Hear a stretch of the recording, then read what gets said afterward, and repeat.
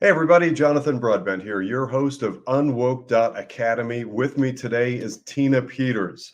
We Mm. are going to delve into elections, election validity, and all sorts of issues in the US about these election systems. And I think most everybody who follows UnWoke is already aware of the question marks around the election systems we use. If you follow me on social media, I keep taking jabs at them. There are major issues. I'm just going to put it that way, so I don't get too far into the weeds too early in this conversation. You may know Tina Peters' name because Tina Peters, several years ago, came upon, and Tina, you can correct me if I'm wrong, I'm going to paraphrase my understanding sort of in my lay terms, but you came upon a Dominion voting machine hard drive and discovered that there were some issues and sought to play whistleblower. And keeping in this pattern with folks like Julian Assange and people like him, the people out there who care enough about civil society to play whistleblower. And then, lo and behold, surprise, we have a judicial system that smacks back not at the perpetrator or not discovering and researching the accusation, but goes after the whistleblower. And that's where Tina Peters fits in. One more comment I'm going to make, and then I want to turn it over to Tina Peters, and ask you to sort of paraphrase where you are and how you've gotten to this point. But that's tying this back together with UnWoke and the world of finance, because as we've uncovered, and if you remember that interview we did a few weeks ago with Justin Bernier, there is a revolving door between Wall Street and Washington, D.C. And if we cannot rely on elections, we can't solve these types of issues. Tina Peters, thanks for joining me today. Thank you, Jonathan. Thank you for having me on your show. You know, what you said is so telling, because I look at everything that's happening in our country and around the world, and it comes down to one thing, in my view. It's the selected people that are in power.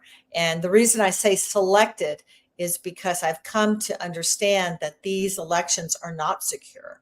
And I was a big flag waver. We were, Colorado was called the gold standard of the United States, the gold standard in elections. And other people were very, from what I was told, were very jealous about Colorado being so secure.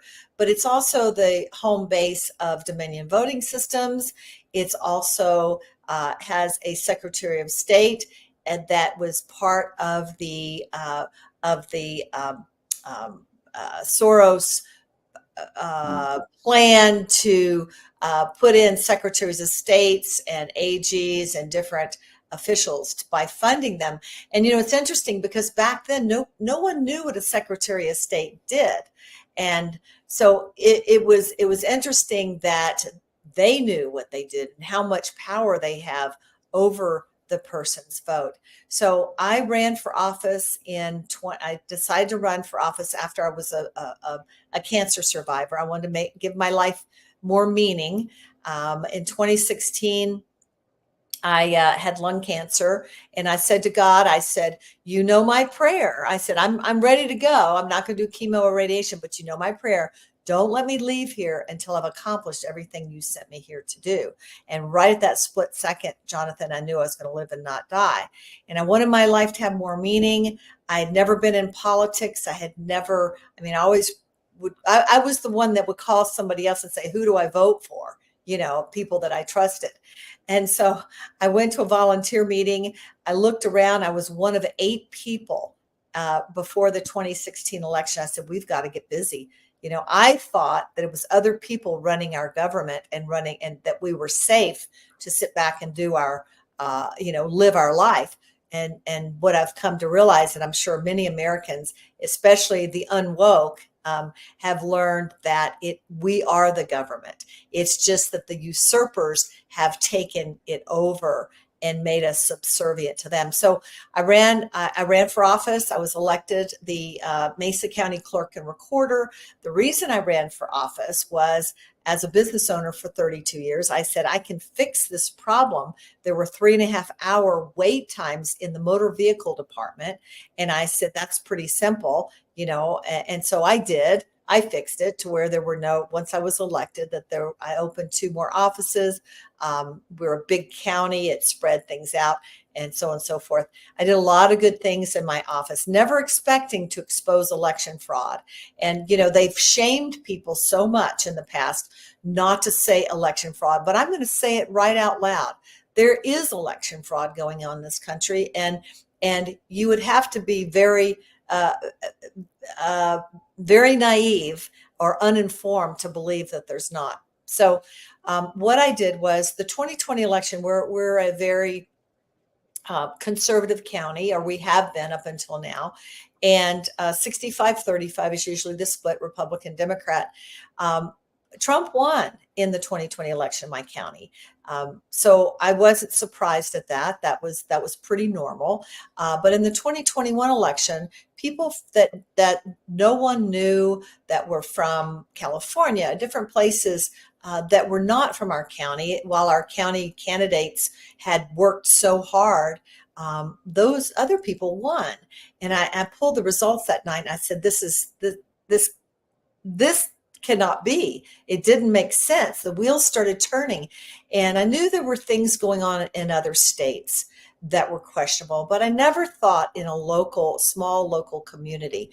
And we're about 150,000 electors. And so people kept bringing me their concerns. As the elected clerk, they kept bringing me their concerns about the election.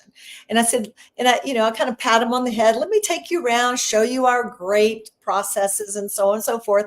I'd take them on a tour of the elections office. I'd take them, show them how everything's so secure and how we have bipartisan judges and we have this and that and the other. What I didn't realize was what they were doing from the inside. And when I say when I use that word, I'm talking about the criminals. I'm talking about the deep state, if you will. Different people have different names for it. The globalists, the people that try and take down our country. And so I started doing an investigation, talking to different people. It just so happened that the next month, Dominion Voting Systems and the Secretary of State were coming in to do what they called a trusted build. Well, they started getting very suspicious, very paranoid about me having the public in. And I'm transparent. I've always been a voice for the people. And it started raising my suspicions. They also told me they were going to remove a QR code program, which would have made it impossible for me to read the ballots the way they were processed using the QR code. If anyone had asked me to do an audit of the 20 and 21 election. And by law, by federal law, I'm required to keep election records for 22 months and 25 months in the state of Colorado. So that was an alarm bell for me. So I went to our IT department. I asked for help. I asked for people, that knew computers to be in there. I was turned down. I was turned down flat by the county. No one would help me. No one would help me. The DA, excuse me, had refused to help me in a matter prior to that, when some ballots had been stuffed into a box. I had the video of it. And he says, if you can bring me the proof, then I will look into it. And I said, I have 5 divisions to run. That's your job. You're supposed to investigate if I bring you, the suspicion of a crime. So I did I brought in a consultant, did what's called before Dominion and the Secretary of State came in and after they were there doing this trusted build. Well, when the cyber experts analyzed the 2 images, they saw some huge discrepancies, anomalies, disturbing facts that are written on my website at tinapeters.us by amazing cyber experts with long, very, very strong credentials. I mean, we're talking working for the government, averting terrorist attacks, things like that. Very, very much. So in the 3 reports, the first report states that there were 29,000 election records that were deleted or overwritten. Now, these are not normal 29,000. So what they came in is they came in and they wiped the system. Well, you can't do that. You have election records, whether they're electronic or they're ballots, anything pertaining to an election, the federal statute says, and we're talking about a presidential election as well, which is even stricter. After this broke in August, just a few months before, I was flown to Texas to protect myself. I had 24/7 armed security after my hotel was forcibly broken into. And then I had 24/7 armed security until the first report came back. And at that point, I came back to Colorado and presented the report to the commissioners, who were, by the way, Republicans. So this is not a Republican Democrat issue. And I think most people by now know that, right? This is, and to the DA, nobody did anything with it.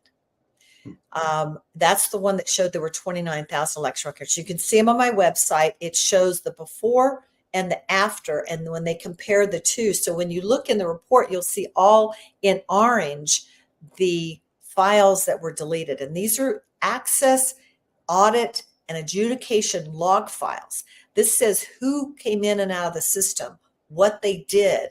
You can't do a true audit without them. And you can't tell how things were adjudicated, all wiped out. Like someone had come in and committed a crime and then took away all the evidence. The second report, so that was out. They were gunning for me. They, meaning Merrick Garland, the radical Democrat Secretary of State, the Attorney General's office, and the local DA were gunning for me. November 16th, I was raided by the FBI. It was a 6-hour pre-dawn raid. And they came in and took every electronic device I've ever owned, backups of my children, my past computers, things like that. The 17th, the day after, they went into the nursing home where my dear husband was, because he could no longer live on his own. He had Parkinson's and dementia, and had him sign a divorce decree. I found out a month before our 35th wedding anniversary that I was divorced, lost all my veterans benefits, everything, and the right to care for my husband. I did try to rescue my husband in October and November of this past year, and I was escorted out by the police, and 3 weeks later he was dead. I believe by neglect. He weighed 90 pounds. This is a 230-pound man, weighed 90 pounds, and was starved and dehydrated. So this was November when I was raided. February, I was arrested, put in jail. And then in March, I was indicted, a 10-count indictment, 7 felonies, 3 misdemeanors. And they wanted to add a cherry on the top. So I was at a hearing for my chief deputy, and I was accused by the DA of recording from the audience, recording the proceeding, which was on WebEx. So anyone could have been sitting at home on their WebEx and recorded it. So it wasn't a critical thing. I never recorded anything. I was found guilty for doing that and for lying to a judge and for obstruction of justice when they came after the county commissioners framed me to get my iPad, where they handcuffed me, threw me in a police car, and then I spent 36 hours in jail. The 36 hours in jail, my father died that night. And I asked the next day from jail, when they were setting my bond at $500,000 cash until they lowered it, to go see my father. The DA investigators called my mother, who is now 95. She was 93 at the time, my daughter and my 2 sisters, all in separate states, and started harassing them, saying that I was lying, or inferring that I was lying. So this has been when the deep state, when you expose something, and I know you know this well, when you expose something that the deep state doesn't want people to know, they will come after you with lawfare. They want to. They've taken everything from me. When I ran for Secretary of State in 2022, because I said I'm the only one that can fix this. Um, Jenna Griswold, my opponent, said I'm a dangerous woman, and you can be sure I'm a dangerous woman. In 2017, I didn't mention this. My Navy SEAL son died while I was running for the office of clerk. When they take everything away from you, you pretty much have nothing else left to lose, and I won't back down, and I won't give up fighting for the American people to expose these criminals. Wow. So, Tina, that is a powerful um, set of circumstances. And I can't help but think a few things all at once. That it seems to me that there are some among us, and I think you and I are cut from the same cloth and have a similar sort of evolution of deciding that we are the person to fight back. We hear that expression. People look around and wonder why things have gotten so bad, and look for the person who's going to come along and fix it, and that's us. That's, And I work in finance. I had no inkling years ago, just like you. I was turning to friends of mine who were helping advise me on who to vote for, and I wasn't paying attention. But then little by little, some catalysts came along. I found some of those rabbit hole war-ins, and I'm in similar sorts of fights. And I'm just going to interject just because I can't help myself, and the timing is amazing. Tina, you may not know this, but over the past year or so, in pretty much every podcast that I've released, I do the following. I look at the corner of my screen. I have multiple monitors, and I give the countdown to 4th of July, 2024. I'm now at 10 hours, 59 minutes, and 48 seconds until 4th of July, because the company that it took me 20 years to build and establish is effectively defunct starting tomorrow. I've been under 28 months of weaponized regulator attack. They've gone through everything you can imagine and then tenfold, attacking me because I speak out against the woke left and the world of finance. And Tina Peters and I were not alone. And I say that and bring that up, not to pat myself on the back or anything short of just hoping that there's somebody out there for whom this message resonates, because when you see that thing, like Tina saw things in her role, and I saw things that we felt at the time is too much. We need to step in, however sort of mediocre or average we might be. For my sake, and from where I fit in this equation, I went from finance to starting a podcast and just working to try and get messages like this out. So I just wanted to interject that. Thank you for humoring me on that. I hope that people take the messages from folks like us. I actually did this thing. I used to be invited to go and speak. I traveled all over my state of Ohio on various topics. And I used to do this thing where I'd stand up and ask people to raise their hand and encourage people to be that next person in line to get active, to learn about what's happening in the environment around them and take an active role. But bringing it back to elections, there's a key catchphrase that I was introduced to a couple of years ago that really resonates, because I love just the simple clarity of it. And that is, vote in private, count in public. I love that saying and that expression, but we have migrated so far away from that, it's destructive and damaging. And then as folks like Tina have come out and made people like me more aware of the issues, we delve into the rabbit hole war and figure out all the things that have gone wrong and just how murky and opaque our election systems are. One other thing, and then I want to get back to you with a question. It probably won't surprise you to know, Tina, that In addition to this, I am part of the leadership team of something called Assemble X Ohio. Mhm. That's on the social media platform X. I help run that. And about 3 weeks ago, during a program, we had Gold Standard Elections on. The folks from Gold Standard Elections joined us, and that was far and away our Mhm. most successful and interesting, I almost said podcast, our most interesting space, with a little over 6,000 people that joined and listened in. That tells us clearly, Tina, that people out there are aware, they're awake, they're listening. 6,000 people tuning into the state of Ohio to listen in on Gold Standard Elections and learn about all the issues we face. That clearly indicates that people are awake and aware.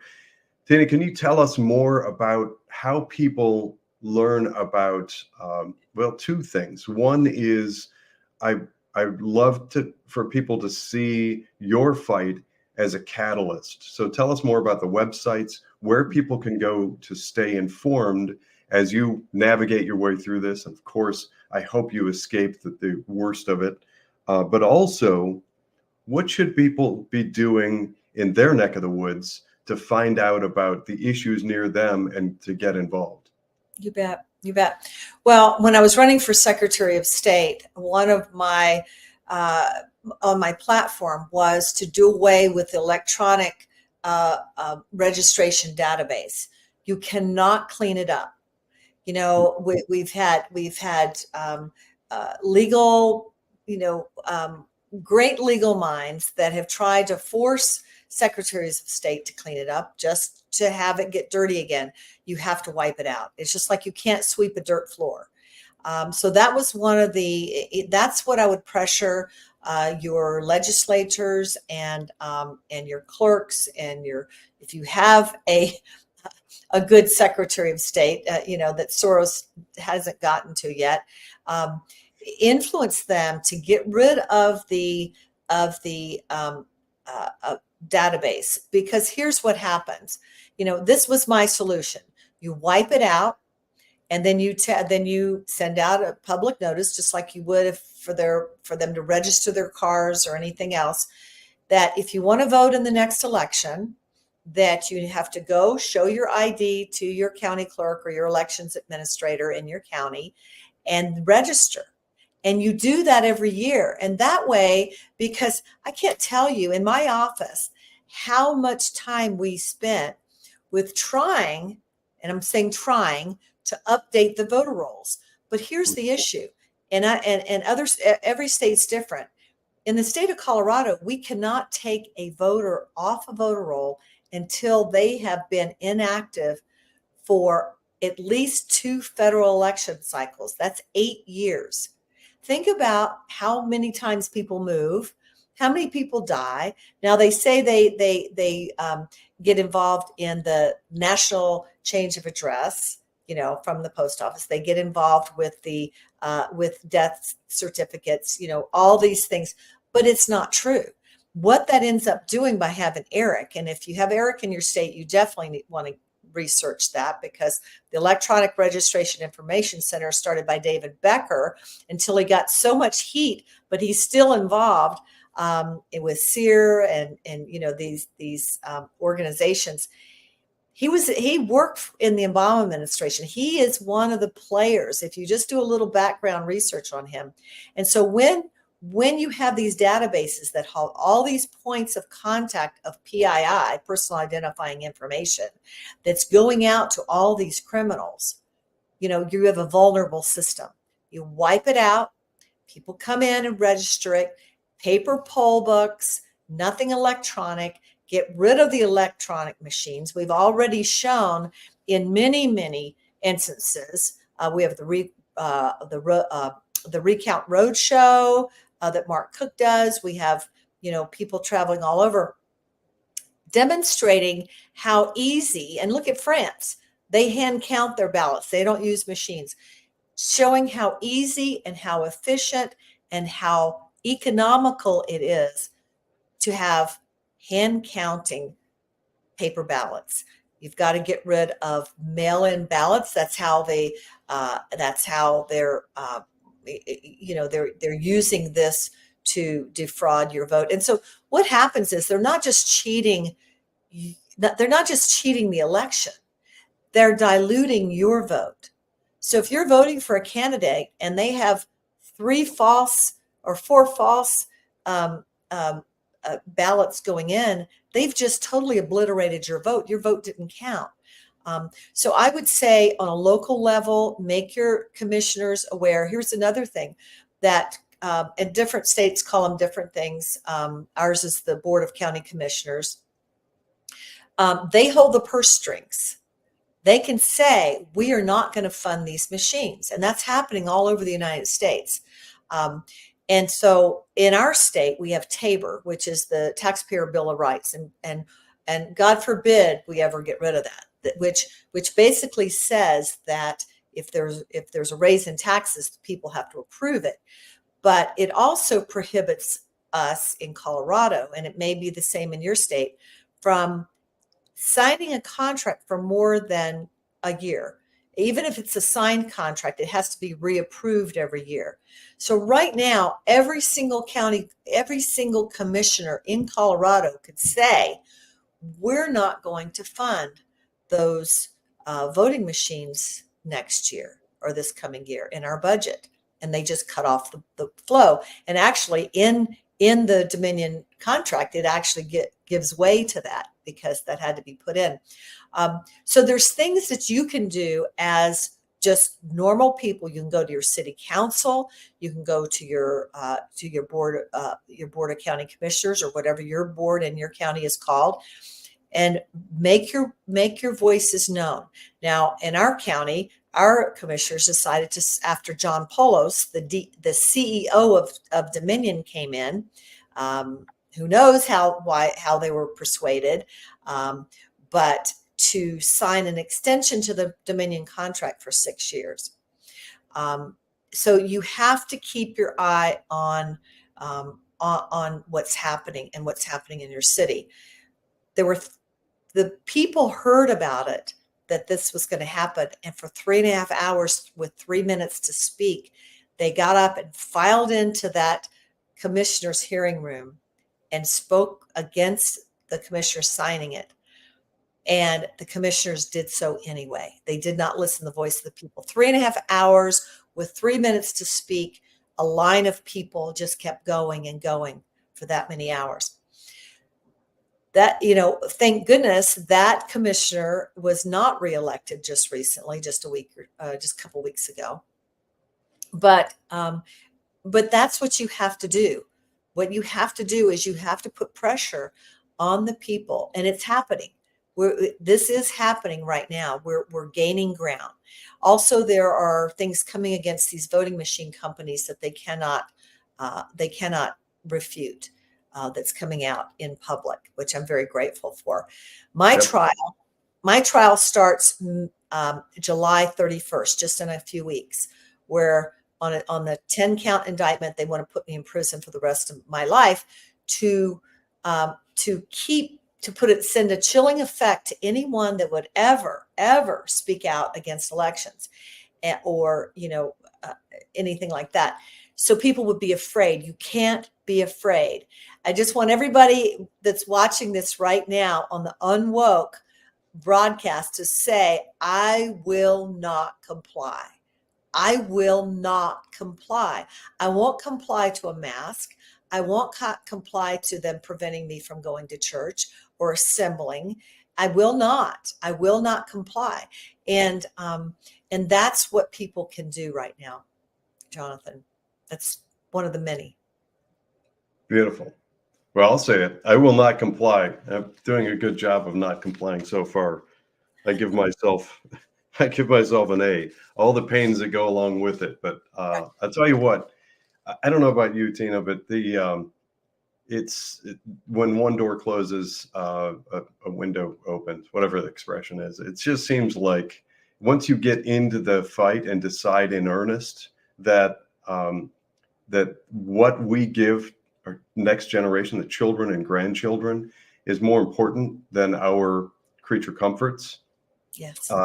All kinds of things happen and doors open, including I'm honored to meet Tina Peters and have you on this program, and all the other things that have come from me personally deciding that I'm going to get in the fight. And I hope that it's been similarly rewarding, and of course stays that way, and that you stay out of the becoming a political prisoner. Yes. Thank you. Thank you. So You brought up a favorite quote. Can I tell you one of my favorite quotes? Talking please. about committing yourself. There was a quote by W.H. Murray. I don't know if you've ever heard this quote before. It sounds like you have. It says, until one is committed, there is hesitancy, the chance to draw back, always ineffectiveness, concerning all acts of initiative and creation.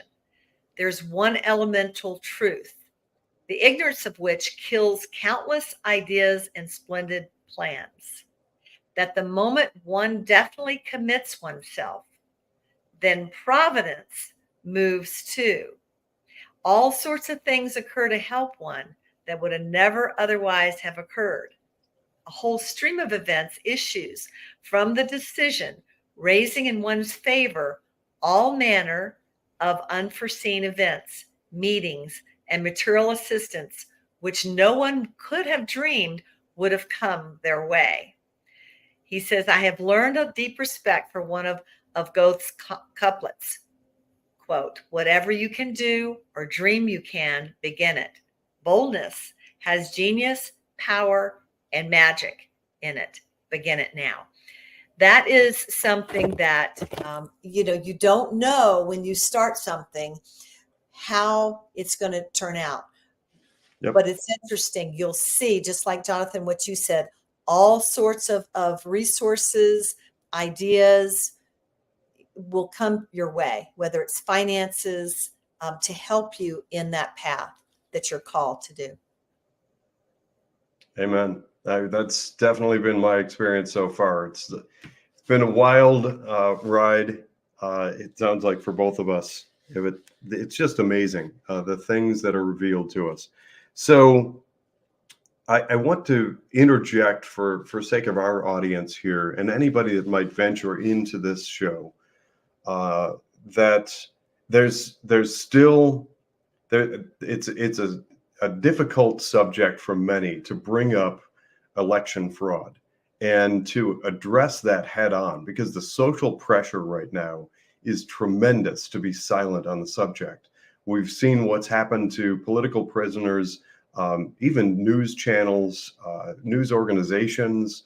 People are being thrown in jail for talking about this. To me, that in and of itself is a clear indication that there's a major issue there. If in the United States you can't talk about our election systems, and candidly, it's crazy when you start to get into it and look at the details and the evolution of this thing. There's still circulating miraculously on the video platform YouTube. There's something like a 19-minute montage of far left Democrats talking about how porous and insecure our election systems are, including I think Nancy Pelosi and Chuck Schumer and Hillary Clinton. Before 2019, 2020, they talked about it often and said, we have garbage election systems and they're illegal. These are the systems that we're using in the United States are literally banned in many of our ally nations, which is just maddening that we have them here. And then we talk about how we're supposed to be this pillar of democracy. And don't get me started on the whole, we're not actually a democracy, or we're a constitutional republic, yes, decidedly. But there are cases, and Tina, I don't know if you care to interject your perspective on any of them. For instance, Bridgeport, Connecticut, where, just to paraphrase again and bring people up to speed, the view, the understanding that I have watching our election systems in the United States since 2020 is really, for me, I know there are people that were awake to issues much prior. I really woke up in 2020. I was one of those people sort of asleep to the subject. But in 2020, we saw major ridiculous events take place, like people being pushed out and poll watchers and observers being pushed out into the street, et cetera, et cetera. 3,000-ish affidavits were filled out, but then they weren't allowed into courts, and just mayhem of 2020. But flash forward, and there's a little small, lesser known case that took place a few months ago in a little town called Bridgeport, Connecticut, where there were two Democrats running against each other, and they took it to court. They sued because there was so much apparent election fraud that they put it before a judge. The judge actually admitted it into the court, which is miraculous and exciting. And then the judge looked at all the evidence and said, this is so bad that there's no chance anybody can tell who actually won or lost, and called for a redo of the elections. But folks like us who pay attention and looked at it, the fact set and circumstances in Little Bridgeport, Connecticut were identical, virtually identical to the issues that we saw in 2020. So you can't really look at Bridgeport, Connecticut and say, wow, that's a mess, and they had to redo it. Oh, but 2020, with the same circumstances, was the most secure election ever. Doesn't make any sense to any rational brain anywhere.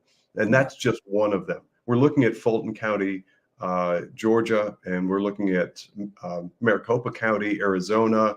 There are all kinds of places with court cases that are starting to really finally catch some public awareness. Tina, where are you looking at those kinds of issues, and what are your thoughts on the smaller court cases? Well, if you look at my website, tinapeters.us, you'll see the 3 reports, and it outlines everything. This is the first time anyone's been able to see inside the machines, and that's why they're freaking out so much. So, and this has helped all across the country, literally across the world. There's 71 countries that their elections have been subverted. I know that in the Philippines, when Higer Garcia was there, the president of the Philippines basically lambasted him because the president knew that the elections were rigged during that election. Then he left, went to California, worked there a while. Then he went to Texas, and right now this guy is in Harris County, Texas, doing his manipulation. And so, you've got bad actors. You have, we just found out from Sheriff Darleaf's work that Dominion has Serbian employees that, and so those emails are very damning into the involvement of foreign interference in our elections. And you talked about the Democrats yelling out about how these machines and this and that and the other. If you go on my website and you watch the documentary, it's a 1-hour documentary about my story. It's really not my story. It's the story about what we discovered and what it is. But you'll see in there that whole montage of the Democrats yelling about how these, Kamala Harris, these machines can be hacked.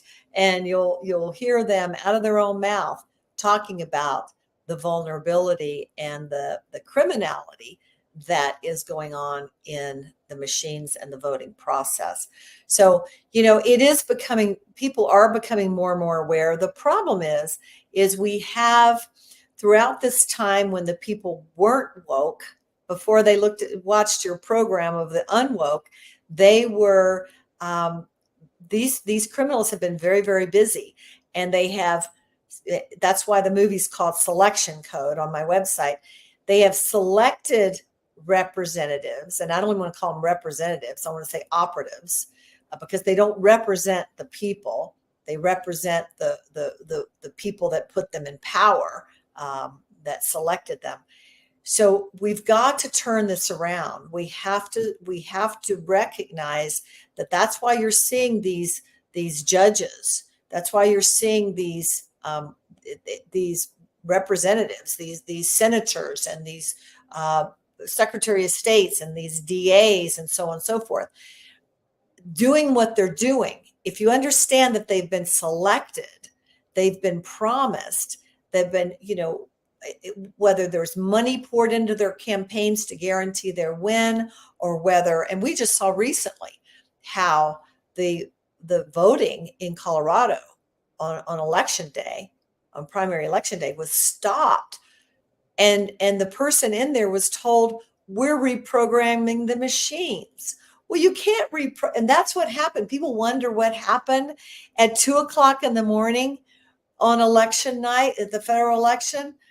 They're in there saying, oh my, we've got to stop this, and we have to inject all those votes. And that's when you see the up spike with Biden winning.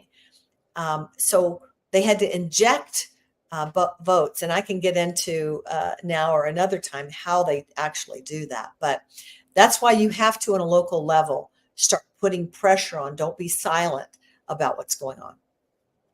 So there are a few connected pieces here that I'm going to encourage people to explore. Ultimately, it's up to you, my friends, UnWoke audience, anybody who happens upon this video, get involved. At least at a minimum, make yourself aware of these types of circumstances, and don't just take any media outlet at face value. Our media is arguably very compromised. I've gone into detail before in prior podcasts and posts about how that came about. But my takeaway for you is just don't trust. Get into the weeds, meet with people, talk about things, look into the facts and circumstances, not some bullet point and run with it. So I want to bring in something that's sort of general, and then I'd like to explore it with you. And that has to do with my sort of approach to we the people peacefully and lawfully shedding light on this, being the daylight in the darkness and fighting back. And that has everything to do with public shaming. I believe that public shaming is the path. And I'm going to give an example, and I'd like your feedback, Tina. And for you, my audience, I hope that you'll start thinking about the problems that you're seeing, the people that you see connected to those problems or as they're uncovered, and put pressure on them. Make the phone calls and the emails. And if you know them personally, ask them questions. Don't confront. We're not the left. Don't threaten violence or anything like that. We're the right. We don't do that stuff.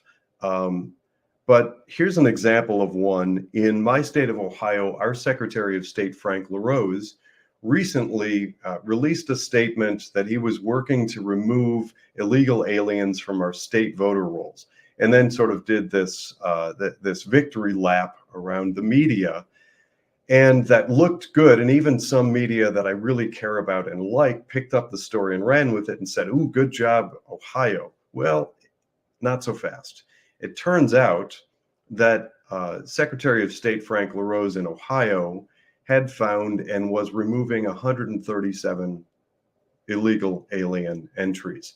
Now, in prior discussions, we have a target of questionable and probable bad data of about 1.3 million in Ohio. About 1.3 million entries in our state voter rolls are questionable and maybe bad. So I quickly did the math and jumped on social media and called out Frank LaRose and tagged him and asked the question. I work in finance. I'm fairly good with numbers. That would be slightly over 7,000 years at that pace to correct 1.3 million bad entries, assuming that they're not doing more to keep putting bad entries on our state voter rolls. And to your point, Tina, in Ohio, it is made exceptionally easy to sweep people with a broad net and get them onto the voter rolls.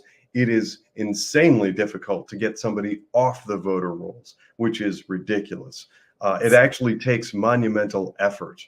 But on the subject of public shaming, I don't want to put you on the spot, but are there things that you do relative to the people who are attacking you? Any names that you can give, for instance, or any direction you want to point our audience? What are you doing in that realm?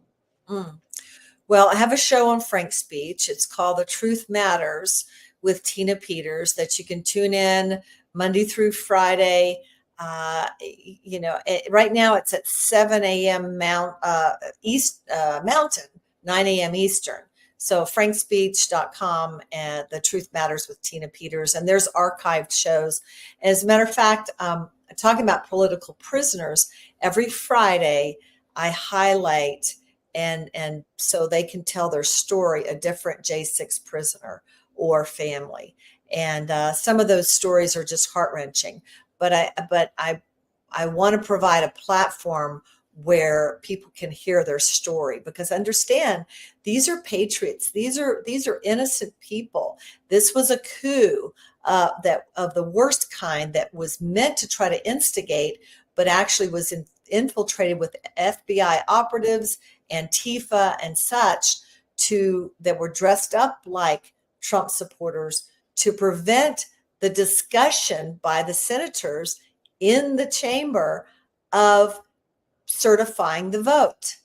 Yep. Most people don't understand that's what was supposed to go on until, in my opinion, Nancy Pelosi authorized this coup to interrupt that, and then they went down into lockdown mode, and all of that went away. So if you really get down to why J6 happened, that's why J6 happened, and of course to use to frame our great president Donald J. Trump.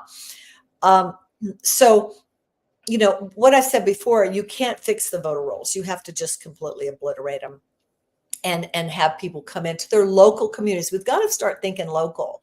We've got to start thinking that it's instead of federalizing and centralizing our elections or anything else. And a lot of people criticized Trump when he talked about the abortion issue. It wasn't that he was against or for abortion of any kind.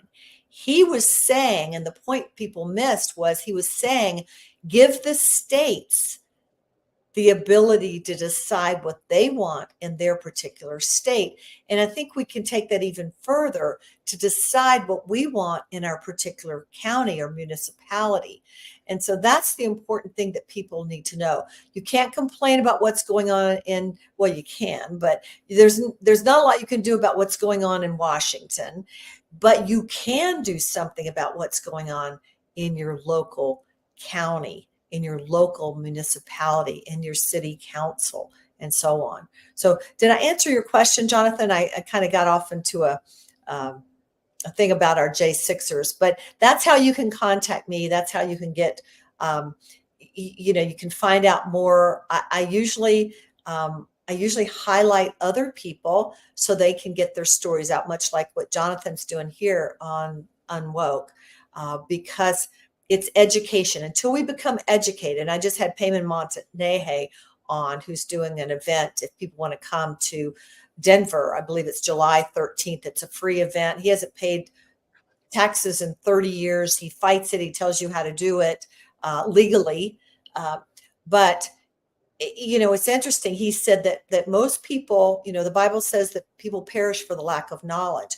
Well, you can get all the knowledge, and you should. But then you have to do something with that knowledge. If you're just absorbing and not being effective, the Amish have, I believe it's the Amish, have a saying that I love. It says, when you pray, move your feet.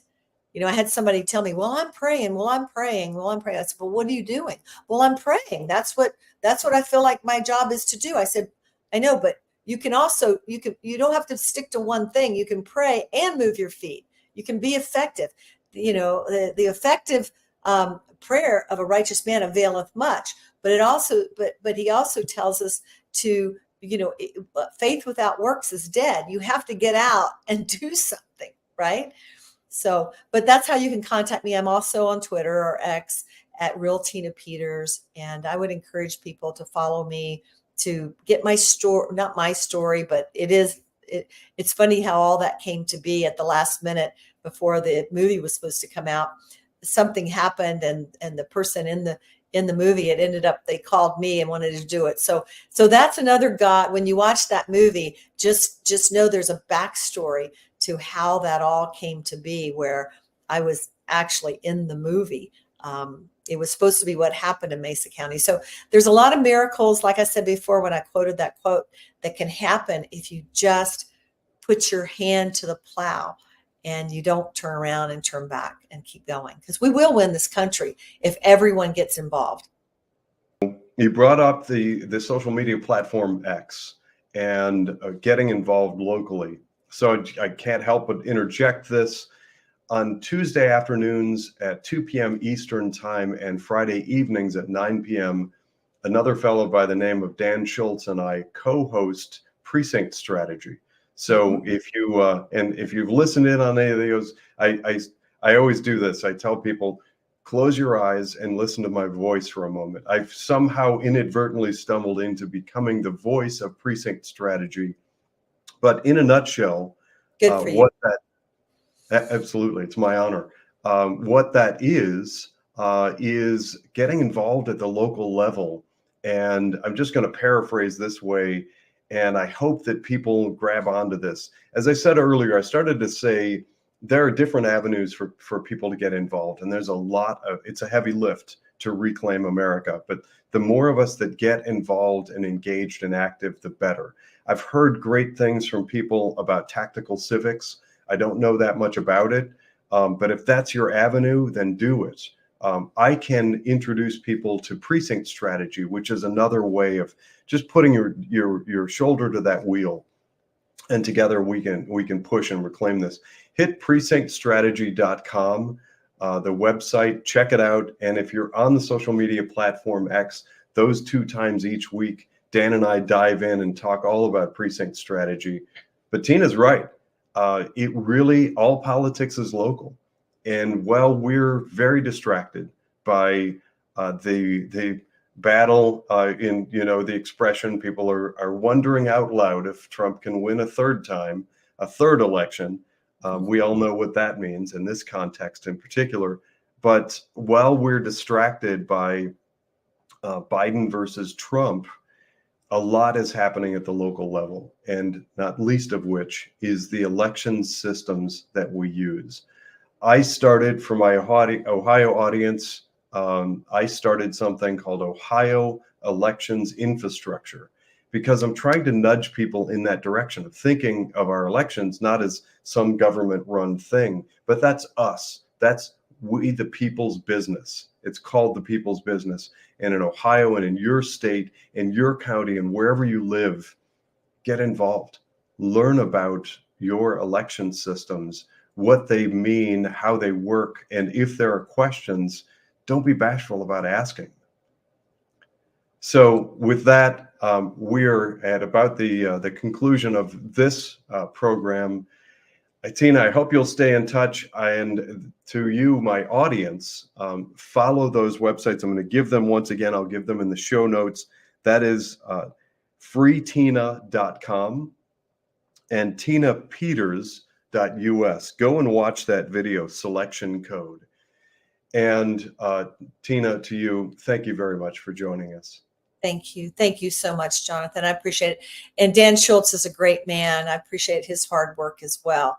So, and thank you for being involved. And I just want to tell each person out there, you can do this. You can do this, whatever this is that you feel God leading you to do.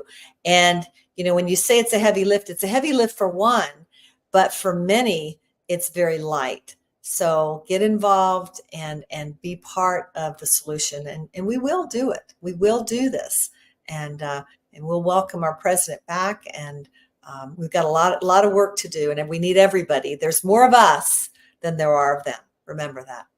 Absolutely, absolutely.